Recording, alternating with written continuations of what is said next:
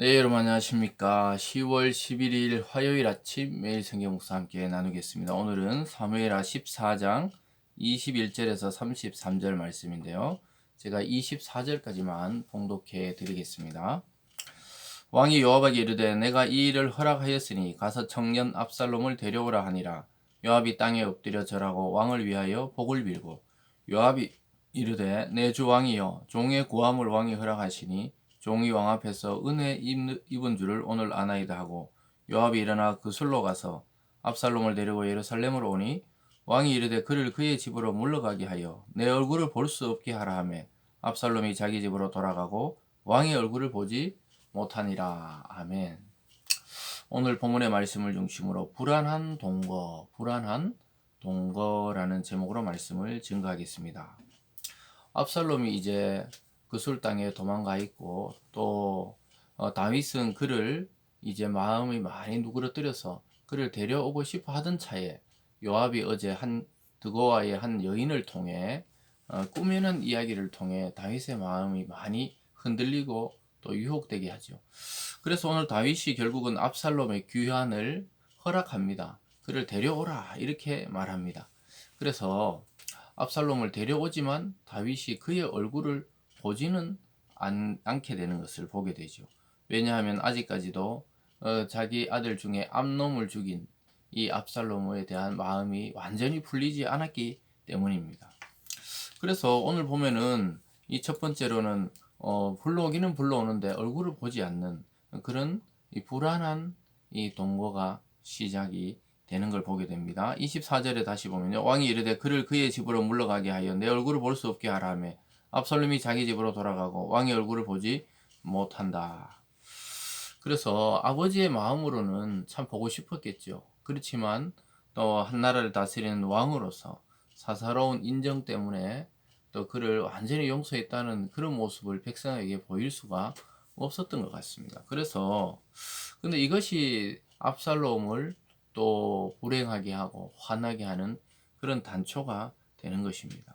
근데 놀랍게도 압살롬은 그 대중적인 인기가 있었던 것 같아요.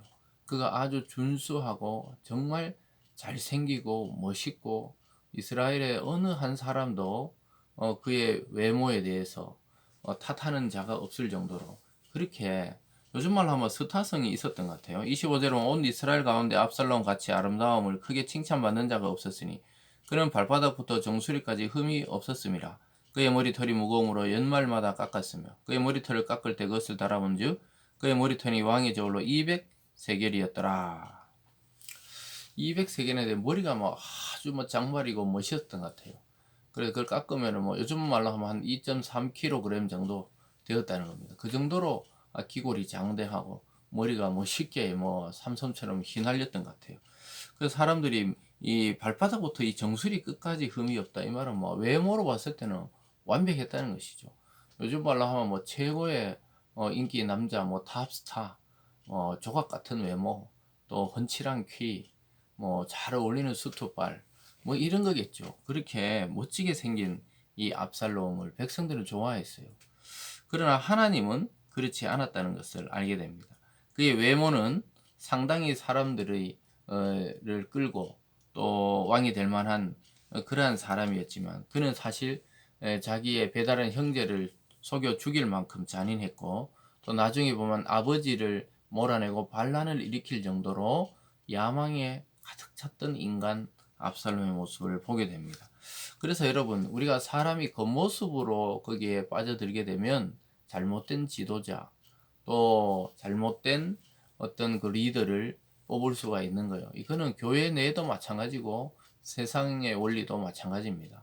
우리가 하나님께 기도하고 또 하나님께 물어보고 이런 식으로 우리가 기도와 말씀을 통해 사람을 세워가고 또 나라를 세워가야 되는데 외모를 통해 즉 조건과 또 집안 배경이나 이런 걸 통해 사람을 세울 때 큰 실수를 하게 되는 것입니다.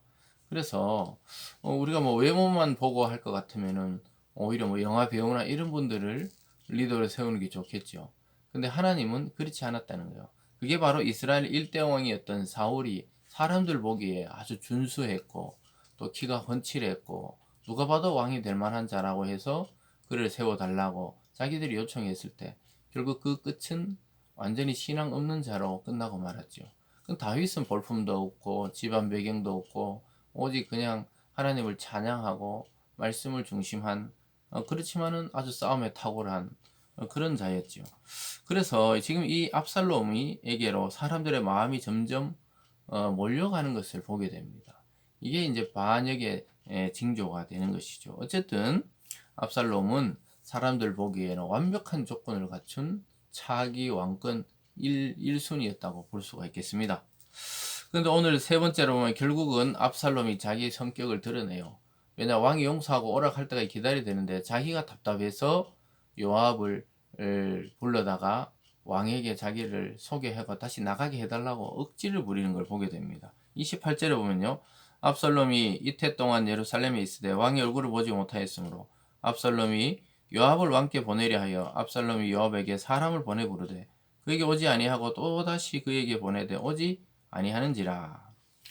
자기의 잘못을 뉘우치고 회개하고 자숙하고 이런 시간을 가져야 되는데 3년 만에 돌아왔지만 아버지가 자기 얼굴을 한 번도 보지 못하고 돌아온 지 2년 동안 한 번도 보지 못하고 그러니까 다윗은 이미 이 왕으로 이 차기 왕으로 압살롬을 세우는 것에 대해서 생각지 않았던 것 같아요. 이제 제외시켰던 것 같습니다. 그런데 자기가 돌아왔는데 전혀 후계자로 또 인정을 못 받고 이러니까 막 답답해가지고 그런 권력에 집착하는 면이 있었어요. 왜냐 사람들이 자꾸 자기를 좋아하고 인기가 높아가니까.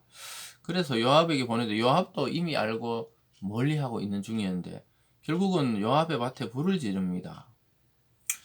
30절에 보면 압살롬이 자기 종들에게 이르되 보라 요압의 밭이 내 밭 근처에 있고 거기 보리가 있으니 가서 불을 지르라 하니라. 압살롬의 종들이 그 밭에 불을 질렀더니 요압이 일어나 압살롬의 집으로 가서 그에게 어찌하여 내 종들이 내 밭에 불을 질렀느냐 하니 압살롬이 요압에게 대답하되 내가 일찍이 사람을 내게 보내 이리로 오라고 청했는데 왜 나를 보러 오지 않았느냐.